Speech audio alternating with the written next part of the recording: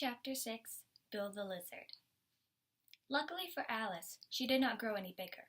Still, she was extremely uncomfortable, and there seemed to be no way for her to get out of the house. It was much more pleasant at home, thought Alice, where one wasn't always growing smaller or bigger, or being ordered around by mice and rabbits. I almost wish I had never gone down that rabbit hole. Yet, this sort of life is quite exciting. I wonder what will happen to me next. When I used to read fairy tales, I imagined that the magical things they described didn't happen in real life. But now, here I am, right in the middle of a fairy tale, with magical things happening every moment.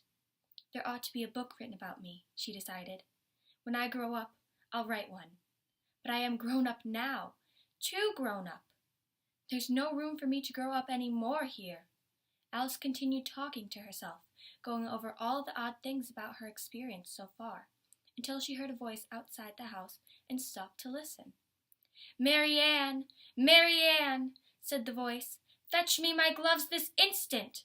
Alice then heard a pattering of feet on the stairs, and realized that it was the White Rabbit coming to look for her. Afraid of being scolded, Alice trembled, shaking the house, quite forgetting that she was about 1,000 times larger than the rabbit, and had no reason to be afraid of him. The White Rabbit came up to the door and tried to open it. The door opened inward, however, and Alice's elbow was pressed hard against it, so he couldn't get in. "I'll go around and get in at the window," Alice heard him remark. "No, you won't," thought Alice, annoyed, realizing that she need not be bossed around by a rabbit that was not even half her size. She waited until she heard him at the window, then suddenly spread out her hand and tried to catch a hold of the little thing. She did not grab anything, but heard a shriek and a crash of breaking glass. She thought she must have caused the rabbit to fall. "Pat! Pat!" Alice heard the angry rabbit exclaim. "Where are you?" "Right here," answered a voice that Alice had not heard before.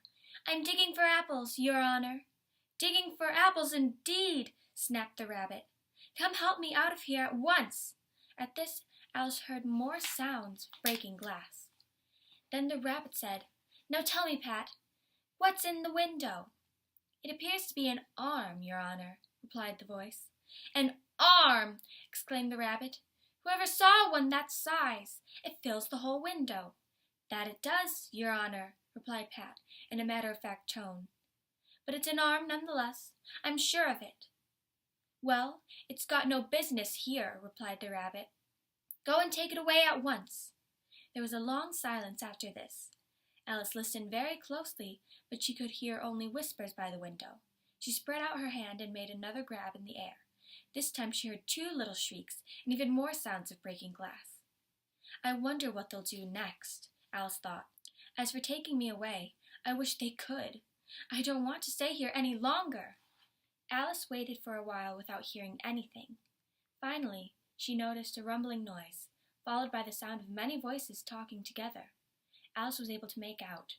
"Where's the other ladder? I only have one." "Bill's got the other." "Bill, put it over here." The strange voices were making some kind of plan to get the giant Alice out of the little house. "Bill, Bill," one of the voices cried, "you've got to go down the chimney."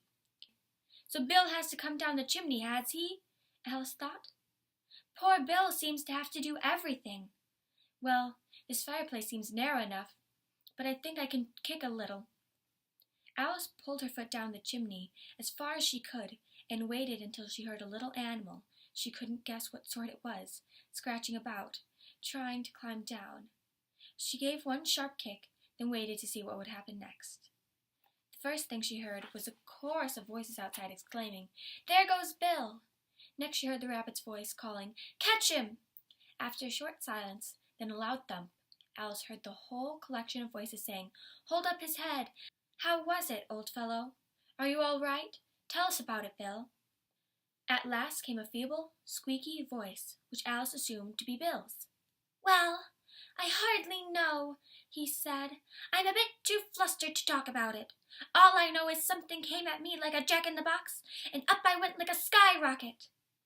"So you did, old fellow," said the voices in unison. "We must burn down the house," Alice heard the White Rabbit say. At that, Alice called out, as loud as she could. "If you do, I'll set Dinah the cat on you." There was a dead silence. "I wonder what they'll do now," Alice thought. "If they had any sense, they'd take off the roof."